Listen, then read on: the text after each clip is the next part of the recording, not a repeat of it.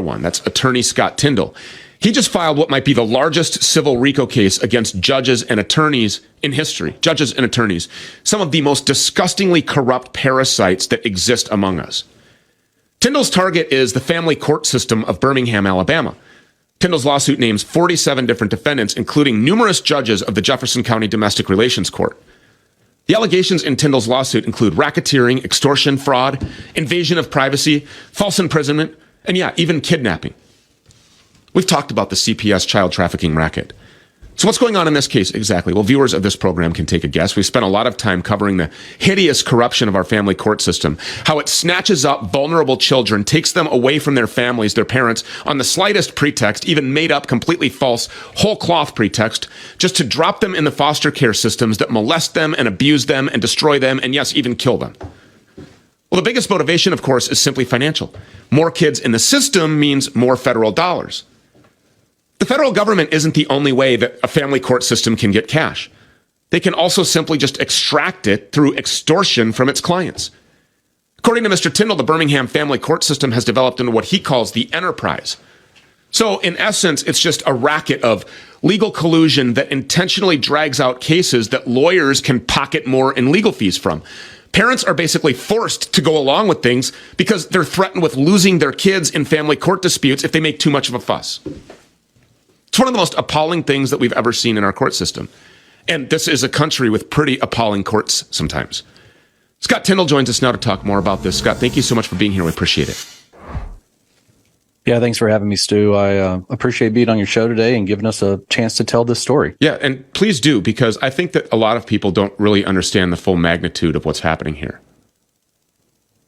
Yeah, it's really sad. What we have here are people who clearly know the difference in right and wrong and choose to do wrong. They're choosing to destroy families. They're choosing to abuse their positions, to abuse every bit of authority we give them in the hopes that they're going to protect families and children. And instead, they just exploit families and children for their own personal gain. And what started as what we thought was maybe an isolated incident has now turned into what we now know is what we call the enterprise. It's a criminal organization of attorneys, judges, medical providers, other people in the community who intentionally destroy families' lives with no concern for the children or the parents, solely in an attempt to make more money. Give us some examples of some of the behavior here that we're seeing, because without going into clients' names, of course, I understand personal privacy, things like that, but what are kids actually being subjected to in real life? So I'll give you an example of what happens. There's a client I'm working with right now that has not had overnight visitation with his child for over 4 years because his ex-spouse made up a domestic violence allegation against him. For 4 years, he has not had his day in court. He has not even had a hearing, and he can't get his name cleared and get overnight visitation with his daughter again until that's done. And it's strictly done to delay, to keep fees growing and growing, but also to serve their client and make their client feel like they're getting what they want. But what's really disturbing is most of these people in these custody battles don't want these fights. These fights are put on them by the attorneys themselves. They are creating the chaos. The analogy I use is these attorneys and judges are like firefighters who are arsonists. They like to act like they're putting out the fires, that they're such good people, that they're doing the right thing, but they're the ones that are lighting these bonfires in these families over and over again. I'll give you an example. We had a case that came to light just a few weeks ago where a couple was about to go through a divorce that really had no dispute at all. They just needed to work out the details. Both parties had agreed to that. And then the wife hires one of our defendants in our case, and that attorney milks the family for over $125,000 over 9 months, creating chaos for no reason, taking this man's children away from him for no reason. Once we filed our case, this family saw what was going on, realized that their attorney was one of these defendants. They fired that attorney, hired a new attorney. Within 8 hours of mediation, the divorce had been resolved and the family had been put back together as best as possible. I mean, divorces are tough situations and people are trying to do the best they can for their children. And one of the things that they taught me up there that I've learned is they use this standard called best interest of the children. Yep. And the running joke is, in the best interest of whose children? The children in this case or the children of the attorneys who are making all this money? And it shouldn't be that way. It doesn't have to be this way. And what I tell these clients is this is not the way the court system is supposed to work. So many of these people that go through a divorce realize that they have irreconcilable differences and they just can't do it, whether it's being unequally yoked in faith or if it's just ideology or toxicity, whatever it is. They go through these things, and as adults, they say, hey, we would both be happier. We would both provide a better product for our children if we were happier. We can be amicable. We can, remain friendly. We can do things in the best interest of the children in real life, make decisions together, show our children that we both love them, as much as possible, make sure that they're aware that anything that happened between the adults was not their responsibility. It was not their fault. But then, like you said, these attorneys, these bloodthirsty, money-hungry attorneys sink their hooks into these adults and then turn them against each other in these long, drawn-out battles. And then milk them, like you said, for hundreds of thousands of dollars while putting the kids through turmoil that they have created. I mean, that's basically what you're saying.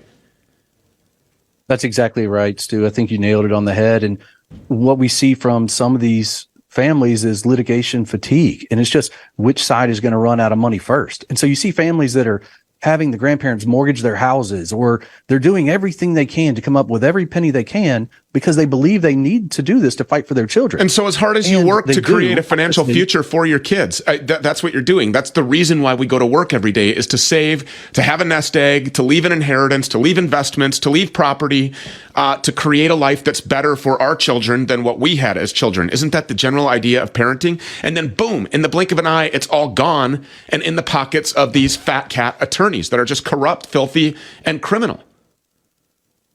You're right. I mean, the country was founded on this principle of defining your own destiny and building something greater for a legacy for your children.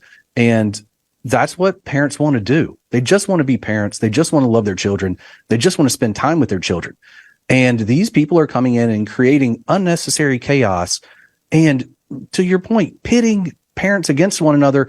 And the people it hurts the most are the children, because now the children see their parents through this ongoing custody dispute and struggle. And depending on their age, they know more than others, but these custody disputes are dragging out for so long.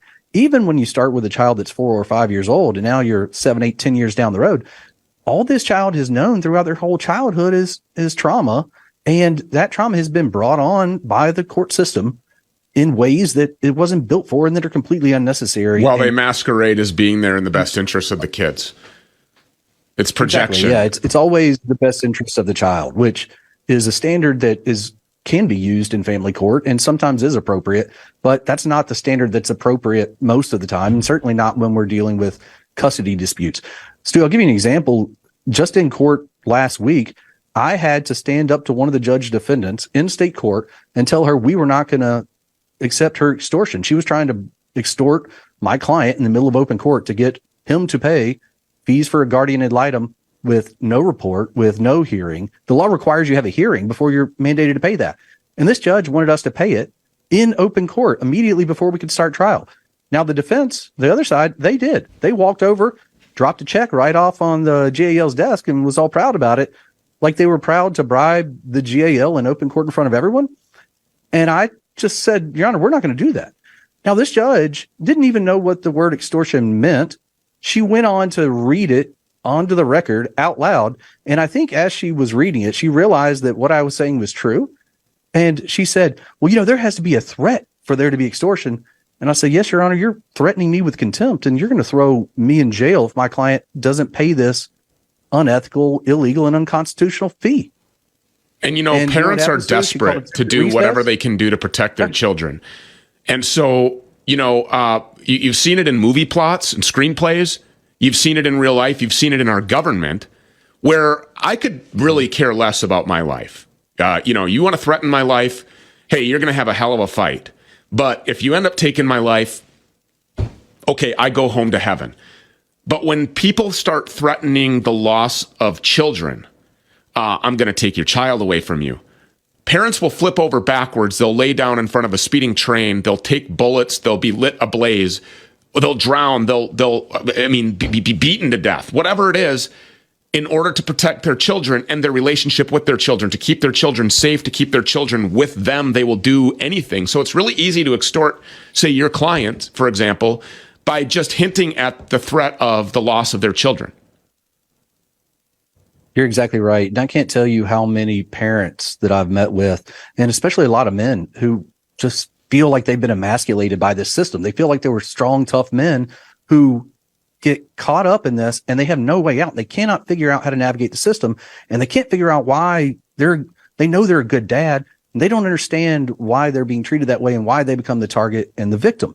And it's because we have specific ringleaders of this enterprise, very bad people who, I use the word evil, but evil exists. And some of these people are evil and they're coordinating it. We believe they are even coordinating outcomes of cases before they ever get to trial. Now, we filed a 186-page complaint, and we can prove every single word in that complaint.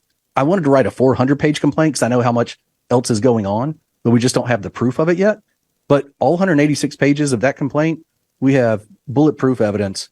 We have hard paper. We have data on all of these, and we're going to hold these people accountable. So if your RICO case, or I should say when your RICO case is successful, what kind of a precedent will that set for the rest of the country? Will it rattle the boots and shake the cages of, the racket that's going on in every single county, in every jurisdiction, in every state in our union? I hope so. I hope it inspires people to come forward. People know that these rackets are happening. People have known about this one in Birmingham. They've known this was going on, but they didn't have anyone that would stand up for them. So we like to think of ourselves, my clients in this case we filed, as really the tip of the spear. And we're just trying to provide top cover for other people to come forward. And, Stu, I've met dozens of families who have stories that are almost exactly like my clients. And so I would say to those people who are going through situations like this, reach out to someone, find an attorney in your jurisdiction that is willing to go help you fight. Because once these bad actors are brought to light, then they're not able to do the same things they were before, when they thought they were untouched and they thought they had unilateral power to do what they want. That's right. But what we're finding is, by bringing attention to that, then they have to start minding their manners a lot more, and they've got to start playing by the rules. The biggest enemy to the darkness is the light. The biggest enemy of the empire of lies is the truth. The biggest enemy, the biggest enemy of corruption is justice. And so that we hope that you see it. I've got about 30 seconds left here. Final words.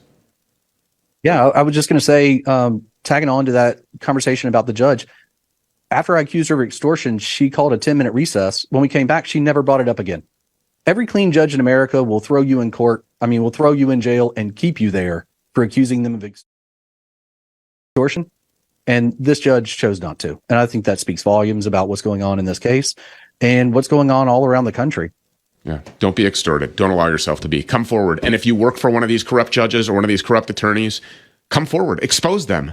Be the hero that these children need in their lives. Just like Scott Tindall, setting a precedent there for what it looks like to be a real morally upright person. We appreciate it. Thank you so much for being here today. Thanks for your time, Stu. Heart disease, blood clots. Today we're going to meet another one. That's attorney Scott